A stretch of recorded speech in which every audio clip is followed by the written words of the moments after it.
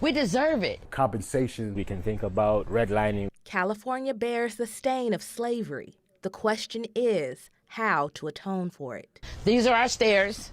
These are the stairs I played on every day. Lynette Mackey is a Fillmore native. She remembers her childhood home seized in 1975 during San Francisco's urban renewal phase. We were on the top, my grandmother and grandfather on the bottom.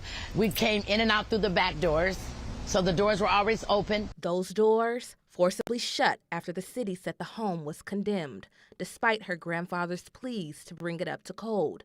That denial was simply racist, she says. He fought until his death. The city only paid $26,000 for the home and gave the displaced family a certificate of preference, a fancy way of saying you're evicted. I'm now living in subsidized housing. My grandfather and my mother always said, you'll always have a home. You'll always have a home. This was paid for. You'll always have a home.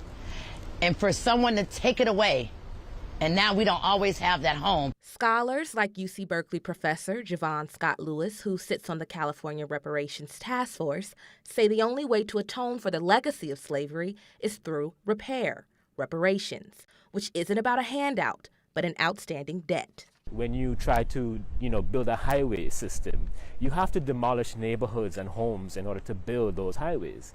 And what we found is that the majority of those homes were in African American communities. Lewis says Black homeowners, like Mackey's family, didn't get fair payouts on homes seized through eminent domain in the 60s and 70s. They, as a result, lost intergenerational wealth that property, and especially in a state like California, right, would have developed. Mackey hopes for reparations in her lifetime through investment funds that support Black home ownership. Where I'm able to actually purchase a home and have a home to leave for my kids. California's exploration of reparations hasn't borne any fruit yet, like cash payments. But the chair of the California Reparations Task Force says it gives Black residents control over their own futures. It restores the idea of self-determination for our community. Damian Posey, affectionately known around his Bayview neighborhood as Uncle Damien, agrees. I love my community with all of my heart. But living in that community was tough. Of course, we struggled.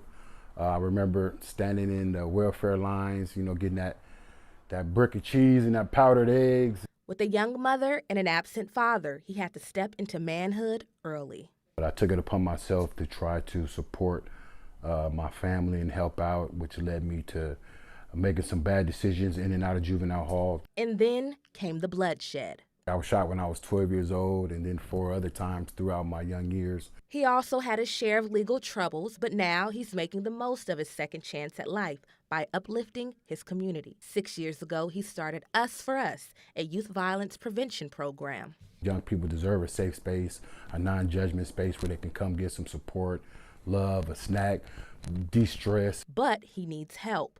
Working with a shoestring budget, he says reparations would give the future generation of Black children advantages he didn't have. I do all this on my own. I don't get no support, no funding from the city, no nothing. I get some amazing donations from time to time, but it's all on Uncle Damien. I'm Asia Selden with KTVU Fox 2.